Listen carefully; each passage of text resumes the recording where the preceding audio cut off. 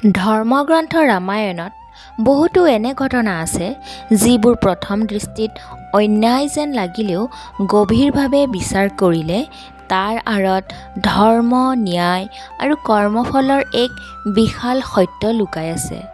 তেনে ঘটনাবোৰৰ ভিতৰত আটাইতকৈ বিতৰ্কিত ঘটনাটো হৈছে শ্ৰীৰামে বালিক কিয় গোপনে বাণ মাৰি বধ কৰিছিল। বহুতো লোকৰ মাজত প্ৰশ্ন উঠে, যদি শ্ৰীৰাম মৰ্যাদা পুৰুষোত্তম, তেনেহ'লে তেওঁ গছৰ আঁৰ লৈ বালিক কিয় বধ কৰিলে? বালিয়ে এনে কি পাপ কাম কৰিছিল? লগতে বালি আৰু সুগ্ৰীৱ পূৰ্বৰ জন্মত কোন আছিল? নমস্কাৰ বন্ধু বান্ধৱীসকল, আহক আজি শুনো বালি আৰু সুগ্ৰীৱৰ পূৰ্বজন্মৰ কাহিনী। পূৰ্বৰ জন্মত কোন আছিল এই দুই ভাতৃ? কিয় শ্ৰীৰামচন্দ্ৰই বালিক বধ কৰিলে? এই ঘটনা আছিল ত্ৰেতা যুগৰ। দক্ষিণ ভাৰতৰ পৰ্বত, গুহা আৰু অৰণ্যৰে আৱৰি থকা এখন সমৃদ্ধ ৰাজ্য আছিল কিষ্কিন্ধা। এই ঠাইৰ অধিবাসীসকল আছিল বানৰ বংশীয় বীৰসকল। কিন্তু তেওঁলোক কোনো সাধাৰণ বানৰ নাছিল।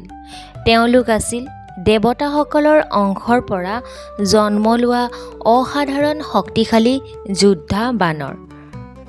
যেতিয়া পৃথিৱীত অধৰ্ম বাঢ়ি আহিছিল আৰু ৰাক্ষস ৰাজ ৰাৱণৰ অত্যাচাৰ অসহনীয় হৈছিল, তেতিয়া দেৱতাসকলে জানিছিল যে এদিন ভগৱান বিষ্ণুৱে মানৱ ৰূপত অৱতাৰ লৈ ধৰ্ম প্ৰতিষ্ঠা কৰিব। সেই মহান কাৰ্যত সহায় কৰিবলৈ বহু দেৱতাই নিজৰ নিজৰ অংশস্বৰূপ পৃথিৱীলৈ প্ৰেৰণ কৰিছিল। সেইকাৰণেই কিষ্কিন্ধাৰ বানৰ বংশৰ জন্ম কোনো সাধাৰণ ঘটনা নাছিল। ইয়াৰ প্ৰতিজন বীৰৰ জন্মৰ আঁৰত আছিল একোটা দৈবিক উদ্দেশ্য। বালিৰ জন্মক লৈ বিভিন্ন ৰামায়ণ আৰু পুৰাণত সামান্য ভিন্ন ভিন্ন বৰ্ণনা পোৱা যায়। কিন্তু তথাপিও কিছুমান পুৰাণত কোৱা হৈছে যে দেৱৰাজ ইন্দ্ৰৰ ঐশ্বৰিক শক্তিৰ অংশৰ পৰাই বালিৰ জন্ম হৈছিল। ইন্দ্ৰৰ দৰে বালিও আছিল অদম্য, সাহসী আৰু অপৰাজেয়। ত্ৰেতা যুগত কিষ্কিন্ধা ৰাজ্যত বালিৰ দৰে শক্তিশালী কোনো ৰজাই নাছিল। বালিৰ এটা অসাধাৰণ বৰদান আছিল। সেই বৰদান হ'ল, যি শত্ৰুৱে বালিৰ সৈতে সন্মুখত আহি যুদ্ধত লিপ্ত হয়, সেই শত্ৰুৰ আধা শক্তি নিজে নিজে বালিৰ শৰীৰলৈ গুচি যায়। এই বৰদানৰ ফলত বালিক কোনো যোদ্ধাই পৰাস্ত কৰিব নোৱাৰিছিল। শত্ৰু যিমানেই শক্তিশালী নহওক কিয়, যুদ্ধ আৰম্ভ হোৱাৰ লগে লগে তেওঁৰ শক্তি কমি বালিৰ শক্তি বৃদ্ধি পাইছিল। ঠিক তেনেদৰে বালিৰ ভাতৃ সুগ্ৰীৱ জন্ম হৈছিল সূৰ্যদেৱৰ অংশৰ পৰা। সূৰ্যৰ দৰেই তেওঁ আছিল ধৈৰ্যশীল, সত্যবাদী আৰু বিচক্ষণ। যদিও বালিৰ দৰে অপৰাজেয় শক্তি তেওঁৰ নাছিল, তথাপিও তেওঁ আছিল এজন বুদ্ধিমান, ন্যায়প্ৰিয় আৰু দক্ষ শাসক। বহু লোকৰ মাজত এক প্ৰশ্ন জাগে যে বালি আৰু সুগ্ৰীৱ পূৰ্বৰ জন্মত কোন আছিল? বাল্মীকি ৰামায়ণত তেওঁলোকৰ কোনো পৃথকভাৱে মানৱ ৰূপে পূৰ্বজন্মৰ কাহিনী উল্লেখ নাই। বৰঞ্চ তাত কোৱা হৈছে যে তেওঁলোক দেৱতাসকলৰ ঐশ্বৰিক অংশৰ পৰা জন্মগ্ৰহণ কৰা বানৰ বীৰ। অৰ্থাৎ বালিক কোৱা হৈছে ইন্দ্ৰৰ অংশ আৰু সুগ্ৰীৱক কোৱা হৈছে সূৰ্যদেৱৰ অংশ বুলি। সেয়েহে মূল শাস্ত্ৰ অনুসৰি তেওঁলোকক দেৱতাৰ অংশ বুলি মানি লোৱা হৈছে। শৈশৱকালত বালি আৰু সুগ্ৰীৱৰ মাজত গভীৰ প্ৰেম আছিল। বালি ডাঙৰ ভাতৃ হিচাপে সুগ্ৰীৱক সদায় সুৰক্ষা দি আহিছিল। সুগ্ৰীৱেও ডাঙৰ ভাতৃক নিজৰ জীৱনতকৈও অধিক সন্মান কৰিছিল। সেয়েহে দুই ভাতৃ যেতিয়া ডাঙৰ হৈ আহিলে, তেতিয়া তেওঁলোক একেলগে যুদ্ধৰ শিক্ষা ল'লে, ৰাজ্য পৰিচালনা কৰিবলৈ শিকিলে আৰু কিষ্কিন্ধাক এখন শক্তিশালী ৰাজ্য কৰি তুলিলে। সেই সময়ত কোনেও ভবাই নাছিল যে এদিন এই দুই ভাতৃয়ে ইজনে সিজনৰ শত্ৰু হৈ পৰিব। বালিৰ শক্তিৰ বহু কাহিনী ৰামায়ণত উল্লেখ আছে। কোৱা হয় যে এই বালিয়ে প্ৰতিদিনে 4খনকৈ সাগৰৰ তীৰ স্পৰ্শ কৰি পূজা কৰিছিল। ডাঙৰ ডাঙৰ পৰ্বত উফৰাই পেলাব পাৰিছিল। বৃহৎ বৃক্ষ শিপাসহ উঘলাই পেলাইছিল। এদিন এখন ৰাৱণেও নিজৰ শক্তিৰ গৰ্বত বালিক যুদ্ধৰ আহ্বান জনাইছিল। কিন্তু যুদ্ধ আৰম্ভ হোৱাৰ আগতেই বালিয়ে ৰাৱণক নিজৰ বাহুৰ তলত চেপি ধৰি সমগ্ৰ পৃথিৱী ঘূৰাই ফুৰাইছিল। সেয়েহে ৰাৱণেও অৱশেষত বালিৰ শক্তি স্বীকাৰ কৰি তেওঁৰ সৈতে মিত্ৰতা স্থাপন কৰিছিল। এই ঘটনাৰ পৰা জনা যায় যে বালিৰ শক্তি কিমান ভয়ংকৰ আছিল। যেতিয়া ভগৱান বিষ্ণুৱে শ্ৰীৰাম ৰূপে অৱতাৰ লোৱাৰ সিদ্ধান্ত লৈছিল, তেতিয়া কেৱল ৰাৱণ বধেই উদ্দেশ্য নাছিল। সেই উদ্দেশ্য আছিল অহংকাৰ আৰু অন্যায় য'তেই আছিল তাক দূৰ কৰাও এই অৱতাৰৰ এক লক্ষ্য আছিল।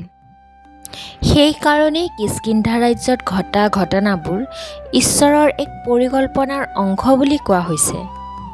বালি আৰু সুগ্ৰীৱ এই দুয়ো ভাতৃৰ মাজত আছিল গভীৰ মৰম স্নেহ।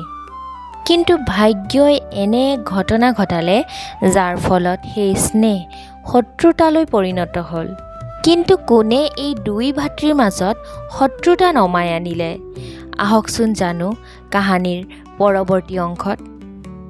এদিন গভীৰ নিশা কিষ্কিন্ধাৰ ৰাজপ্ৰসাদৰ সন্মুখত এক ভয়ংকৰ গৰ্জন শুনা গ'ল। সেয়া আছিল মায়াবী নামৰ এজন শক্তিশালী অসুৰ। তেওঁৰ পিতৃ আছিল ময় দানৱ। বহুদিন ধৰি তেওঁৰ মনত বালিৰ বিৰুদ্ধে প্ৰতিশোধৰ জুই জ্বলি আছিল। সেয়েহে প্ৰসাদৰ বাহিৰত থিয় হৈ তেওঁ উচ্চস্বৰে বালিক যুদ্ধৰ আহ্বান জনাইছিল। মায়াবী দানৱৰ অপমান সহ্য কৰিব নোৱাৰি বালিয়ে লগে লগে যুদ্ধলৈ ওলাই আহিল। বালিয়ে যুদ্ধলৈ বুলি ওলাই অহা দেখি ভাতৃ সুগ্ৰীৱেও তেওঁৰ পিছে পিছে দৌৰি গ'ল। পিছে বালিৰ ক্ৰোধ দেখি মায়াবী দানৱে ভয় খাই পলাবলৈ ধৰিলে।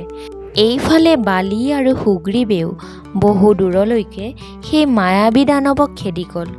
অৱশেষত মায়াবী এটা অতি গভীৰ অন্ধকাৰ গুহাৰ ভিতৰত সোমাই গ'ল। সেয়েহে বালিয়ে সুগ্ৰীৱলৈ চাই ক'লে যে তুমি বাহিৰত পহৰা দি থাকা, মই ভিতৰলৈ সোমাই যাওঁ, এই অসুৰক বধ কৰি আহোঁ। যদি মই বহু সময়লৈকে নাহোঁ তেতিয়াও তুমি এই ঠাইতে অপেক্ষা কৰিবা। ডাঙৰ ভাতৃৰ আজ্ঞা মানি সুগ্ৰীৱে গুহাৰ মুখত থিয় হৈ থাকিল। এনেদৰে সুগ্ৰীৱৰ গুহাৰ বাহিৰত ৰখি থকা 1 ঘণ্টা 2 ঘণ্টাকৈ প্ৰায় বহুদিন পাৰ হৈ গ'ল। সুগ্ৰীৱে এনেদৰে মাজে মাজে গুহাৰ ভিতৰৰ পৰা কেৱল ভয়ংকৰ যুদ্ধৰ শব্দহে শুনি থাকে। তাৰ পিছত সকলো এসময়ত নিস্তব্ধ হৈ গ'ল। এনেতে কেইবাদিন পাৰ হোৱাৰ পিছত হঠাতে গুহাৰ ভিতৰৰ পৰা তেজ বাহিৰলৈ ওলাই আহিল আৰু সুগ্ৰীৱ ভয়তে কঁপিবলৈ ধৰিলে। তেওঁ তেতিয়া ভাবিবলৈ ধৰিলে যে নিশ্চয় মোৰ ডাঙৰ ভাতৃ বালি অসুৰৰ হাতত মৃত্যু হ'ল। এইদৰে গুহাৰ বাহিৰলৈ তেজ বৈ অহা দেখি সুগ্ৰীৱৰ মন ভাঙি গ'ল। তেওঁৰ মনত আন এটা ভয়ো জাগিল যে যদি সেই মায়াবী অসুৰটো বাহিৰলৈ ওলাই আহে তেতিয়াহ'লে সি মোকো হত্যা কৰিব। তাৰ পিছত কিষ্কিন্ধা ৰাজ্য ধ্বংস হৈ যাব। এনেদৰে সুগ্ৰীৱে গুহাৰ বাহিৰত বহু সময় ধৰি চিন্তা চৰ্চা কৰি তাৰ পিছত তেওঁ এটা বিশাল শিল আনি গুহাৰ মুখ সম্পূৰ্ণভাৱে বন্ধ কৰি দিলে যাতে সেই মায়াবী অসুৰ বাহিৰলৈ ওলাই আহিব নোৱাৰে। তেওঁ ভাতৃ বালিক এৰি পলোৱাৰ উদ্দেশ্য নাছিল। তেওঁ বিশ্বাস কৰিছিল যে বালি ইতিমধ্যে মৃত্যুবৰণ কৰিছে বুলি। সেয়েহে চকুত চকু পানী লৈ তেওঁ কিষ্কিন্ধা ৰাজ্যলৈ পুনৰ উভতি গ'ল। কিষ্কিন্ধা ৰাজ্যত আহি সুগ্ৰীৱে সকলো ঘটনা মন্ত্ৰীসকলক জনালে। সুগ্ৰীৱৰ মুখে বালি বধ হোৱাৰ কথা শুনি ৰাজ্যত অস্থিৰতাৰ সৃষ্টি হ'ল। সেয়েহে মন্ত্ৰীসকলে ক'লে যে ৰজা নাথাকিলে ৰাজ্য চলিব কেনেকৈ। সেয়েহে বালিৰ ভাতৃ সুগ্ৰীৱক সেই ৰাজ্য চলোৱাৰ দায়িত্ব দিয়া হ'ল। এই দায়িত্বৰ কথা শুনি সুগ্ৰীৱে বহু অনিচ্ছা প্ৰকাশ কৰিছিল, কিন্তু ৰাজ্য আৰু প্ৰজাৰ মংগলৰ বাবে তেওঁ শেষত সিংহাসনত বহিবলৈ বাধ্য হ'ল। এইফালে গুহাৰ ভিতৰত আচলতে কি হৈছিল সেই কথা সুগ্ৰীৱে ভালকৈ জনা নাছিল। এনেদৰে সেই গুহাৰ ভিতৰত দীঘলীয়া যুদ্ধৰ পিছত বালিয়ে মায়াবী অসুৰক বধ কৰিছিল। সেয়েহে বাহিৰলৈ ওলাই আহি বালিয়ে দেখিলে যে গুহাৰ মুখ এটা বিশাল শিলেৰে বন্ধ কৰি থোৱা হৈছে। সেয়েহে বালিয়ে সেই অসীম শক্তিৰে শিলটো আঁতৰাই তেওঁ বাহিৰলৈ ওলাই আহিল, কিন্তু বাহিৰত সেই সময়ত কোনো নাছিল। এনেদৰে গুহাৰ পৰা ওলায়ে বালি কিষ্কিন্ধা ৰাজ্যলৈ উভতি আহিল। তাৰ পিছতে কিষ্কিন্ধাৰ ৰাজ্যত আহি বালিয়ে যি দৃশ্য দেখিলে, সেই দৃশ্য দেখাৰ লগে লগে বালিৰ মনত ক্ৰোধ উপজিল সুগ্ৰীৱৰ বাবে।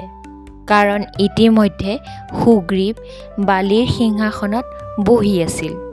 সেয়েহে বালিৰ মনত লগে লগে সন্দেহ জাগিল যে সুগ্ৰীৱে মোক হত্যা কৰা বুলি ভাবি তেওঁ মনে মনে আহি সিংহাসন দখল কৰাৰ ষড়যন্ত্ৰ কৰিলে। বালি সেই সময়ত ক্ৰোধত উন্মত্ত হৈ পৰিল।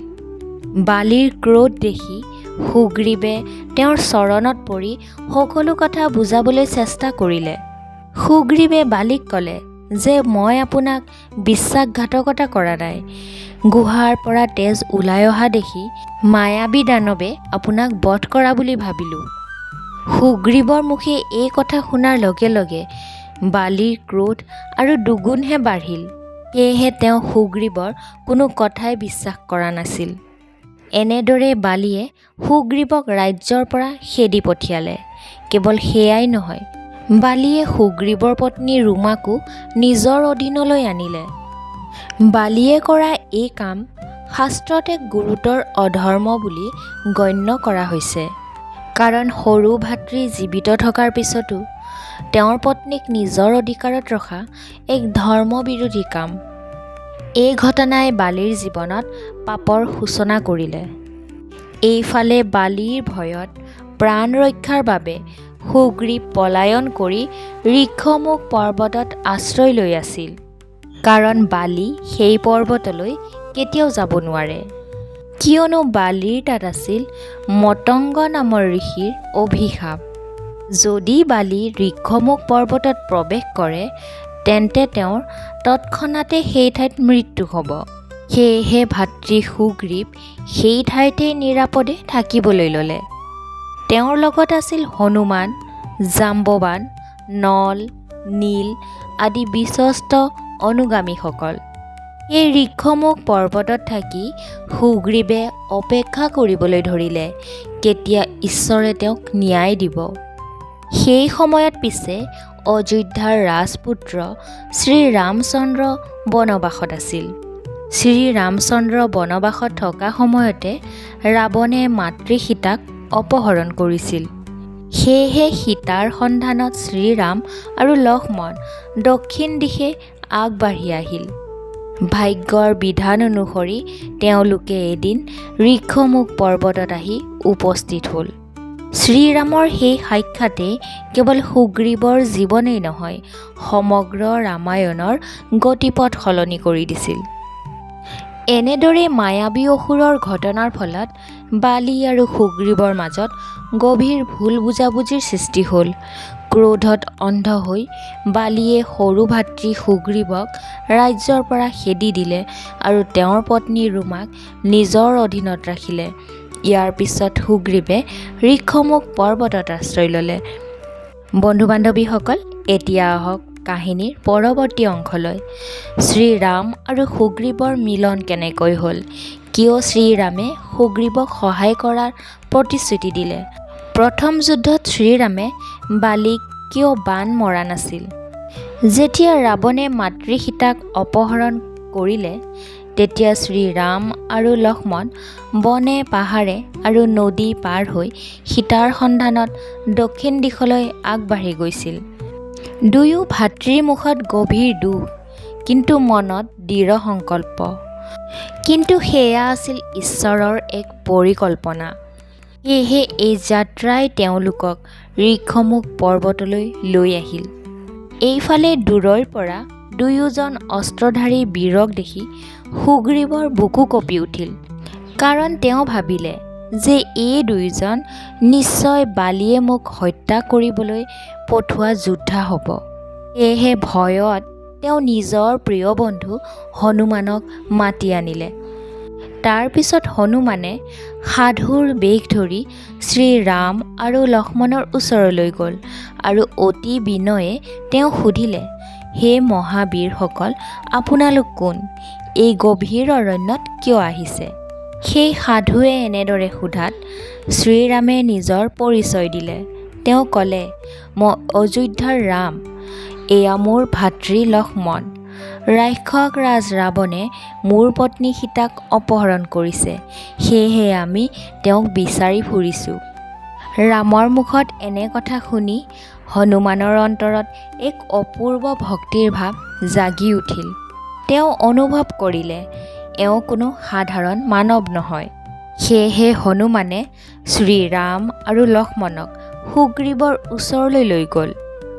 সুগ্ৰীৱেও শ্ৰীৰামৰ আগত নিজৰ সকলো দুখৰ কথা বৰ্ণনা কৰিলে আৰু ক'লে যে মই মোৰ ভাতৃক কেতিয়াও প্ৰতাৰণা কৰা নাছিলোঁ, কিন্তু তেওঁ মোৰ কথা বিশ্বাস নকৰিলে, মোক ৰাজ্যৰ পৰা উলিয়াই দিলে আৰু মোৰ পত্নীকো কাঢ়ি ৰাখিলে। সুগ্ৰীৱৰ দুখৰ কথা শ্ৰীৰামে ধৈৰ্য সহকাৰে সকলো শুনিলে। তাৰ পিছত তেওঁ ক'লে, হে সুগ্ৰীৱ, মই তোমাক ন্যায় দিব পাৰোঁ। শ্ৰীৰামচন্দ্ৰই সুগ্ৰীৱক ন্যায় দিম বুলি প্ৰতিশ্ৰুতি দিয়াত সুগ্ৰীৱেও তেওঁক এটা কথা ক'লে যে যদি আপুনি মোক সহায় কৰে তেন্তে মই মোৰ সমগ্ৰ বানৰ সেনাৰ সৈতে মাতৃ সীতাক বিচাৰি উলিয়াম। এইদৰে অগ্নিক সাক্ষী কৰি দুয়োৰে মাজত পবিত্ৰ মিত্ৰতা স্থাপন হ'ল। সুগ্ৰীৱে যদিও শ্ৰীৰামৰ ওপৰত বিশ্বাস কৰিছিল, তথাপিও তেওঁৰ মনত এটা সন্দেহ আছিল। কাৰণ বালীৰ শক্তি আছিল অতুলনীয়। ৰাৱণেও তেওঁক ভয় কৰিছিল। গতিকে শ্ৰীৰামে সঁচাকৈয়ে বালীক পৰাস্ত কৰিব পাৰিবনে? সেয়েহে এইবোৰ কথা ভাবি সুগ্ৰীৱে শ্ৰীৰামক শক্তি পৰীক্ষা কৰিবলৈ বিচাৰিলে। সুগ্ৰীৱে শ্ৰীৰামক ক'লে, যদি আপুনি এই 7ডাল বিশাল তাল গছ এডাল বাণেৰে ভেদ কৰিব পাৰে, তেন্তে মই নিশ্চিত হ'ম যে আপুনি বালীক পৰাস্ত কৰিব পাৰিব। শ্ৰীৰামেও সুগ্ৰীৱৰ কথা শুনি মৃদু হাঁহি এটা মাৰি ধনুত বাণ সংযোগ কৰিলে আৰু সেই বাণে 7ডাল তাল গছ আৰু পাহাৰ ভেদ কৰি পৃথিৱীত সোমাই পুনৰ উভতি আহি শ্ৰীৰামৰ তোনত প্ৰৱেশ কৰিলে। এই দৃশ্য দেখাৰ লগে লগে সুগ্ৰীৱ স্তম্ভিত হৈ গ'ল। তেওঁ মনে মনে বুজি পালে যে শ্ৰীৰাম কোনো সাধাৰণ ৰাজকুমাৰ নহয়। তাৰ পিছত শ্ৰীৰামে সুগ্ৰীৱক ক'লে যে যোৱা, এতিয়া বালীক যুদ্ধৰ আহ্বান জনোৱা।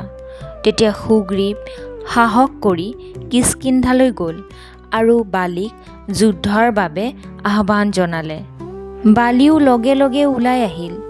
দুয়ো ভাতৃৰ মাজত ভয়ংকৰ যুদ্ধ আৰম্ভ হ'ল। পাহাৰ কঁপিবলৈ ধৰিলে, বৃক্ষ উভালি পৰিল। সেই সময়ত দুয়োৰে শক্তি আৰু গতি প্ৰায় একেই যেন লাগিছিল। শ্ৰীৰামেও দূৰৰ পৰা যুদ্ধখন লক্ষ্য কৰি আছিল, কিন্তু তেওঁ বাণ নিক্ষেপ কৰা নাছিল। কাৰণ হ'ল বালী আৰু সুগ্ৰীৱৰ চেহেৰা আৰু দেহৰ গঠন, যুদ্ধৰ ভংগী একেবাৰে একে আছিল। যদি ভুলতে সুগ্ৰীৱৰ তাতে সেই বাণ লাগিলেহেঁতেন তেন্তে এক নিৰ্দোষৰ মৃত্যু হ'লহেঁতেন। সেয়েহে ধৰ্মৰ ৰক্ষক হিচাপে শ্ৰীৰামে এনে ভুল কৰিব বিচৰা নাছিল। শ্ৰীৰামচন্দ্ৰয়ো দেখিলে যে বালীৰ শক্তি অতিকৈ বেছি আছিল আৰু অলপ সময়ৰ ভিতৰত সুগ্ৰীৱ যেন দুৰ্বল হৈ পৰিছিল। সেয়েহে সুগ্ৰীৱ বহুত আঘাতপ্ৰাপ্ত হৈ নিজৰ প্ৰাণ বচাবলৈ পুনৰ ঋক্ষমুখ পৰ্বতৰ দিশে দৌৰি পলাল। বালিয়ে পিছে মতংগ ঋষিৰ অভিশাপৰ ভয়ত সুগ্ৰীৱৰ পিছ নললে। এনেদৰে দিন গ'ল।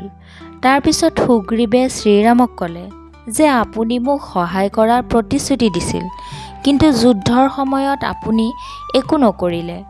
মই প্ৰায় মৃত্যুমুখত পৰিছিলোঁৱেই।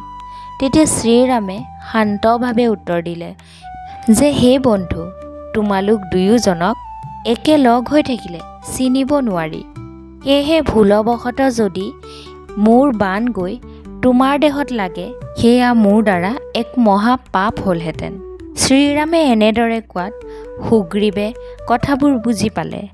সেয়েহে এইবাৰ শ্ৰীৰামে লক্ষ্মণক ক'লে সুগ্ৰীৱৰ ডিঙিত এডাল ফুলৰ মালা পিন্ধাই দিয়াৰ বাবে, যাতে দ্বিতীয়খন যুদ্ধত তেওঁ সহজে চিনি উলিয়াব পাৰে কোন সুগ্ৰীৱ আৰু কোন বালি। এইদৰে সুগ্ৰীৱে পুনৰ সাহস গোটালে। তেওঁ জানিছিল এইবাৰ ন্যায়ৰ জয় নিশ্চিত। তাৰ পিছত পুনৰ কিষ্কিন্ধাৰ দুৱাৰত গৰজি উঠিল সুগ্ৰীৱ। বালি পুনৰ যুদ্ধৰ বাবে ওলাই আহিল, কিন্তু এইবাৰ তেওঁৰ পত্নী তৰায়ে তেওঁক সতৰ্ক কৰিলে যে হে স্বামী, মই অনুভৱ কৰিছোঁ এইবাৰ কিবা অশুভ ঘটনা ঘটিব। সুগ্ৰীৱৰ পিছত নিশ্চয় কোনো মহা শক্তি আছে। পিছে বালিয়ে পত্নীৰ কোনো কথাই নুশুনিলে, কিয়নো বালিৰ নিজ শক্তিৰ অহংকাৰে পত্নীৰ সেই কথাক উপেক্ষা কৰিলে। তেওঁ ক'লে যে মোক এই পৃথিৱীত কোনেও পৰাস্ত কৰিব নোৱাৰে। সেয়েহে বালি যুদ্ধক্ষেত্ৰলৈ বুলি আগবাঢ়িল। কিন্তু তেওঁ জনা নাছিল যে এইবাৰ বনাঞ্চলৰ মাজত ধৰ্মৰ প্ৰতীক শ্ৰীৰাম তেওঁৰ বাবে মৃত্যুৰ দূত হৈ ৰৈ আছে। এইদৰে সুগ্ৰীৱ আৰু বালিৰ মাজত দ্বিতীয়বাৰো এক ভয়ংকৰ যুদ্ধ আৰম্ভ হ'ল। দুই ভাতৃৰ মাজত হোৱা তয়াময়া যুদ্ধৰ ফলত কিষ্কিন্ধা ৰাজ্য কঁপাই তুলিলে। কিন্তু এইবাৰ শ্ৰীৰামৰ চকু সুগ্ৰীৱৰ ডিঙিত থকা ফুলৰ মালাডালত আছিল। সেয়েহে তেওঁ স্পষ্টকৈ দুয়োকে চিনিব পাৰিছিল। এইদৰে যুদ্ধ কৰি কৰি বালিয়ে সুগ্ৰীৱক পুনৰ দুৰ্বল কৰি তুলিছিল। ঠিক সেই মুহূৰ্ততে শ্ৰীৰামে নিজৰ ধনুত এক দিব্য বাণ সংযোগ কৰিলে আৰু মনত ধৰ্মৰ কথা স্মৰণ কৰি তেওঁ বাণ এৰি দিলে। বজ্ৰপাতৰ দৰে সেই বাণ উৰি গৈ বালিৰ বক্ষ বিদীৰ্ণ কৰিলে। শক্তিশালী বালি থৰথৰকৈ কঁপি উঠিল। তেওঁৰ হাতৰ শক্তি হেৰাই গ'ল। ধীৰে ধীৰে তেওঁ মাটিত বাগৰি পৰিল। মৃত্যুৰ পূৰ্বে বালিয়ে দূৰৈত থিয় হৈ থকা শ্ৰীৰামক দেখিলে। আশ্চৰ্য হৈ ক'লে, হে ৰঘুনন্দন, আপুনি ন্যায়ৰ প্ৰতীক বুলি পৃথিৱীয়ে জানে, তেন্তে মোক গোপনে কিয় বাণ মাৰিলে? কাৰণ মই আপোনাৰ সৈতে কোনো যুদ্ধ কৰা নাছিলোঁ। যদি আপুনি মোক সন্মুখৰ পৰা যুদ্ধলৈ আহ্বান জনালেহেঁতেন, তেন্তে মই নিশ্চয় যুদ্ধ কৰিলোঁহেঁতেন। বালিৰ এই কথা শুনি শ্ৰীৰামে উত্তৰ দিলে, হে বালি, তুমি কেৱল মোৰ বন্ধু সুগ্ৰীৱৰ ৰাজ্য কাঢ়ি লোৱা নাই, তেওঁৰ পত্নী ৰুমাকো নিজৰ অধিকাৰত ৰাখিছা। কাৰণ সৰু ভাতৃ জীৱিত থকাৰ পিছতো তেওঁৰ পত্নীক নিজৰ অধীনত ৰখা হৈছে মহা অধৰ্মৰ কথা। সেয়েহে ৰজা হিচাপে অধৰ্মক দমন কৰা মোৰ কৰ্তব্য। এই কথাখিনি কৈয়ে শ্ৰীৰামে বালিক আন এটা গুৰুত্বপূৰ্ণ কথা ক'লে যে তোমাৰ এটা বৰদান আছিল, যিজনেই তোমাৰ সন্মুখত যুদ্ধ কৰিব তেওঁৰ আধা শক্তি তোমাৰ গালৈ আহিব। সেয়েহে যদি মই সন্মুখত আহি যুদ্ধ কৰিলোঁহেঁতেন, তেন্তে সেই বৰদানে যুদ্ধৰ স্বাভাৱিক নিয়ম ভংগ কৰিব। সেয়েহে মই ব্যক্তিগত শত্ৰুতাৰ বাবে নহয়, ধৰ্ম প্ৰতিষ্ঠাৰ বাবে তোমাক দণ্ড দিছোঁ।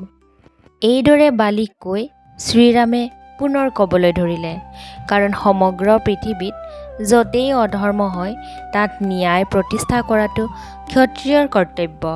কাৰণ অৰণ্য হওক বা নগৰেই হওক, অন্যায় কৰাজনক শাস্তি দিয়া হৈছে ধৰ্ম। যিহেতু তুমি শক্তিশালী আছিলা, কিন্তু শক্তিৰ অহংকাৰৰ ফলত তুমি ন্যায়ৰ পথ এৰি দিছিলা। যেতিয়া শ্ৰীৰামে বালিক এনেদৰে যুক্তি দৰ্শালে, সেই যুক্তি শুনাৰ লগে লগে বালিৰ ক্ৰোধ ধীৰে ধীৰে শান্ত হ'বলৈ ধৰিলে। তেওঁ নিজৰ জীৱনত ঘটা ঘটনাবোৰ মনত পেলাবলৈ ধৰিলে। তেওঁৰ প্ৰথম ভুল আছিল ভাতৃ সুগ্ৰীৱৰ পত্নীক নিজৰ অধিকাৰত ৰখাটো। দ্বিতীয় ভুল আছিল তেওঁ সৰু ভাতৃৰ কথা নুশুনাকৈ ক্ৰোধত অন্যায় কৰাটো। তৃতীয় ভুল আছিল অহংকাৰে তেওঁৰ বিবেক ঢাকি পেলাইছিল। সকলো অধৰ্মৰ কথা ভাবি বালিৰ চকুত চকুলো ওলাই আহিল। তাৰ পিছত বালিয়ে শ্ৰীৰামৰ চৰণত শিৰনত কৰি ক'লে, হে প্ৰভু, মই এতিয়া আপোনাক চিনি পালোঁ। আপুনি কোনো সাধাৰণ মানৱ নহয়। মোৰ ভুল আপুনি ক্ষমা কৰক। মোৰ মৃত্যুৰ পিছত মোৰ পুত্ৰ অংগদক ৰক্ষা কৰিব আৰু সুগ্ৰীৱৰ ওপৰত কৃপা ৰাখিব। বালিৰ মৃত্যুৰ পূৰ্বে শ্ৰীৰামেও তেওঁক আশ্বাস দিলে যে চিন্তা নকৰিবা, অংগদ মোৰ নিজৰ পুত্ৰৰ দৰে, তেওঁ সদায় সুৰক্ষিত হৈ থাকিব। সুগ্ৰীৱেও তেওঁক সন্মান দিব। তোমাৰ পাপৰ ফল আজি শেষ হ'ল। ঠিক তেনে সময়তে তৰা দেৱী আহি সেই যুদ্ধক্ষেত্ৰত উপস্থিত হ'ল। স্বামীক মাটিত পৰি থকা দেখি তেওঁ অশ্ৰুসিক্ত হৈ পৰিল আৰু তেওঁ ক'লে যে মই আপোনাক বুজাইছিলোঁ আৰু কৈছিলোঁ এই যুদ্ধলৈ যাব নালাগে, কিন্তু আপুনি মোৰ কথা এবাৰো নুশুনিলে। সেই গোটেইবোৰ দৃশ্য দেখি তাত উপস্থিত থকা সকলো বানৰৰ চকু সজল হৈ উঠিল। বালিয়েও শেষবাৰৰ বাবে তৰা আৰু অংগদলৈ চাই মৃদু হাঁহি মাৰিলে। তাৰ পিছত শ্ৰীৰামৰ চৰণ স্মৰণ কৰি তেওঁ দেহ ত্যাগ কৰিলে। শাস্ত্ৰমতে কোৱা হয় যে ভগৱানৰ স্মৰণত প্ৰাণ ত্যাগ কৰাৰ ফলত বালিয়ে বৈকুণ্ঠত উচ্চ স্থান লাভ কৰিছিল। বালিৰ মৃত্যু কেৱল এজন বীৰৰ পতন নাছিল, ই আছিল অহংকাৰ, অধৰ্ম আৰু অন্যায়ৰ পতন। এই কাহিনীৰ পৰা আমি বুজোঁ যে শক্তি থাকিলেও যদি মানুহ ন্যায়ৰ পথ এৰি দিয়ে, তেন্তে এদিন সেই শক্তিয়ে তেওঁৰ পতনৰ কাৰণ হয়। এইদৰে বালিৰ মৃত্যুৰ পিছত সমগ্ৰ কিষ্কিন্ধা ৰাজ্যত শোকৰ ছাঁ পৰিল, কাৰণ যিজন বীৰক কোনেও পৰাস্ত কৰিব পৰা নাছিল, তেওঁ আজি মাটিত নিশ্চল হৈ পৰি আছে। ৰাণী তৰা, অংগদ আৰু সমগ্ৰ বানৰ সেনাই কান্দি উঠিল। শ্ৰীৰামে সুগ্ৰীৱক ক'লে যে বালি তোমাৰ ডাঙৰ ভাতৃ। সকলো মতভেদ পাহৰি তেওঁৰ অন্ত্যেষ্টিক্ৰিয়া সম্পূৰ্ণ সন্মানৰ সৈতে সম্পন্ন কৰা হওক। সুগ্ৰীৱৰো পিছে এনেবোৰ দৃশ্য দেখি চকুলোৰে চকুপানী বৈ আহিল। তেওঁ বুজি পালে যে ভুল বুজাবুজি আৰু ক্ৰোধে দুয়ো ভাতৃৰ জীৱন ধ্বংস কৰি পেলালে। এইদৰে বিধি অনুসৰি বালিৰ শেষকৃত্য সম্পন্ন কৰা হ'ল। অংগদেও নিজ পিতৃৰ মৃতদেহৰ কাষত বহি নীৰৱে কান্দি আছিল। সেয়েহে শ্ৰীৰামচন্দ্ৰই তেওঁৰ ওচৰলৈ গৈ মৰমেৰে ক'লে, হে বৎস, তোমাৰ পিতৃ এজন মহান বীৰ, সেয়েহে তুমি তেওঁৰ সাহস আৰু ন্যায় পথ সদায় অনুসৰণ কৰিবা। শ্ৰীৰামে এনেদৰে কোৱাত অংগদে তেওঁৰ চৰণ স্পৰ্শ কৰি আজীৱন সেৱা কৰাৰ সংকল্পও ল'লে। যেতিয়া লংকা অভিযানৰ সময় আহিছিল, তেতিয়া অংগদে অসীম বীৰত্ব প্ৰদৰ্শন কৰিছিল। এনেদৰে বালিৰ মৃত্যুৰ পিছত কিষ্কিন্ধাৰ প্ৰজা, মন্ত্ৰী আৰু বানৰ বীৰসকলে সুগ্ৰীৱক পুনৰ ৰজা হিচাপে অভিষেক কৰিলে। এইবাৰ তেওঁ কেৱল এজন ৰজা নাছিল, তেওঁ ন্যায়, ধৈৰ্য আৰু কৰোণাৰ প্ৰতীক হিচাপে সিংহাসনত বহিছিল। বালিৰ পত্নী তৰা দেৱীকো সন্মানজনক স্থান দিয়া হৈছিল আৰু অংগদক যুৱৰাজ ঘোষণা কৰা হৈছিল। ইয়াৰ দ্বাৰা শ্ৰীৰামে দেখুৱাই দিলে যে ন্যায় প্ৰতিষ্ঠা মানে প্ৰতিশোধ নহয়, ন্যায় মানে সকলোৰে প্ৰাপ্য সন্মান নিশ্চিত কৰা। এইদৰে ৰাজ্য লাভ কৰাৰ পিছত কিছুদিনৰ বাবে সুগ্ৰীৱ ভোগ-বিলাসত ব্যস্ত হৈ পৰিল। তেওঁ শ্ৰীৰামক দিয়া প্ৰতিশ্ৰুতি পাহৰি পেলোৱাৰ দৰেই হ'ল। বৰষুণৰ ঋতু পাৰ হৈ গ'ল, কিন্তু সীতাৰ সন্ধান আৰম্ভ নহ'ল। কে দেখি লক্ষ্মণ ক্ৰোধিত হৈ কিষ্কিন্ধালৈ আহিল। সুগ্ৰীৱে লগে লগে নিজৰ ভুল স্বীকাৰ কৰিলে আৰু তেওঁ ক্ষমা বিচাৰিলে। তাৰ পিছত তেওঁ সমগ্ৰ বানৰ সেনাক পৃথিৱীৰ চাৰিওফালে সীতাৰ সন্ধান কৰিবলৈ পঠিয়ালে। সুগ্ৰীৱৰ আদেশত হনুমান, জাম্বৱান, নীল, নল আৰু অংগদে দক্ষিণ দিশত যাত্ৰা আৰম্ভ কৰিলে। এই যাত্ৰাৰ ফলতেই হনুমানে সাগৰ পাৰ হৈ লংকাত উপস্থিত হ'ল। তাৰ পিছত মাতৃ সীতাক বিচাৰি উলিয়ালে। অৰ্থাৎ যদি শ্ৰীৰাম আৰু সুগ্ৰীৱৰ মিত্ৰতা নহ'লহেঁতেন তেন্তে লংকা অভিযান সম্ভৱ নহ'লহেঁতেন। এই কাহিনীত শ্ৰীৰামচন্দ্ৰই বালীক ব্যক্তিগত শত্ৰুতা বা প্ৰতিশোধৰ বাবে বধ কৰা নাছিল। তেওঁ বধ কৰিছিল অধৰ্মক দণ্ড দিবলৈ, সুগ্ৰীৱৰ ন্যায় অধিকাৰ ঘূৰাই দিবলৈ, সৰু ভাতৃ পত্নীক বলপূৰ্বক নিজৰ অধিকাৰত ৰখাৰ দৰে অন্যায়ৰ শাস্তি দিবলৈ আৰু ভৱিষ্যতে ৰাৱণৰ বিৰুদ্ধে ধৰ্মযুদ্ধৰ বাবে এক মিত্ৰতা স্থাপন কৰিবলৈ। এই কাহিনীয়ে আমাক বহু মূল্যৱান শিক্ষা দিয়ে। প্ৰথম শিক্ষা, অহংকাৰ মানুহৰ পতনৰ মূল কাৰণ। দ্বিতীয় শিক্ষা, ক্ৰোধত লোৱা সিদ্ধান্তই জীৱন ধ্বংস কৰিব পাৰে। তৃতীয় শিক্ষা, শক্তিৰ লগত ন্যায়বোধ নাথাকিলে সেই শক্তিৰ কোনো মূল্যই নাই। চতুৰ্থ শিক্ষা, ভুল স্বীকাৰ কৰা দুৰ্বলতা নহয়, ই মহানতাৰ পৰিচয়। পঞ্চম শিক্ষা, ঈশ্বৰেই কেতিয়াবা কঠিন সিদ্ধান্ত লয়, কিন্তু সেই সিদ্ধান্তৰ লক্ষ্য সদায় ধৰ্ম আৰু ন্যায়ৰ প্ৰতিষ্ঠা হয়। বন্ধু বান্ধৱীসকল, বালীৰ কাহিনী কেৱল এজন বীৰৰ মৃত্যুৰ কাহিনী নহয়, ই মানুহৰ অহংকাৰ, ভুল বুজাবুজি, ক্ষমতা, কৰ্মফল আৰু ঈশ্বৰৰ ন্যায়ৰ এক গভীৰ শিক্ষা। সুগ্ৰীৱৰ ধৈৰ্য, হনুমানৰ ভক্তি আৰু শ্ৰীৰামৰ ধৰ্মনীতি মিলিয়েই ৰামায়ণক যুগে যুগে অমৰ কৰি ৰাখিছে। যদি আমি এই কাহিনীৰ শিক্ষা নিজৰ জীৱনত প্ৰয়োগ কৰিব পাৰোঁ তেন্তে আমাৰ জীৱনতো সত্য, ন্যায় আৰু ধৰ্মৰ জয় হ'ব। বন্ধু বান্ধৱীসকল, আজিৰ কাহিনীটো ইমানখিনিয়ে আছিল। কাহিনীটো আপোনালোকৰ কেনেকুৱা লাগিল মতামত জনাবলৈ নাপাহৰিব। কমেণ্টত জয় শ্ৰীৰাম বুলি লিখিলেই হ'ব। যদি কাহিনীটো আপোনালোকৰ ভাল লাগিছে তেনেহ'লে লগ বন্ধুৰ মাজত শ্বেয়াৰ কৰি দিব। আৰু কোনোবা বন্ধু বান্ধৱী যদি মোৰ এই চেনেলটোলৈ নতুনকৈ আহিছে তেনেহ'লে চেনেলটো ছাবস্ক্ৰাইব কৰি ৰাখিব। তেনেহ'লে আজিলৈ আহিছোঁ। ধন্যবাদ। জয় শ্ৰীৰাম।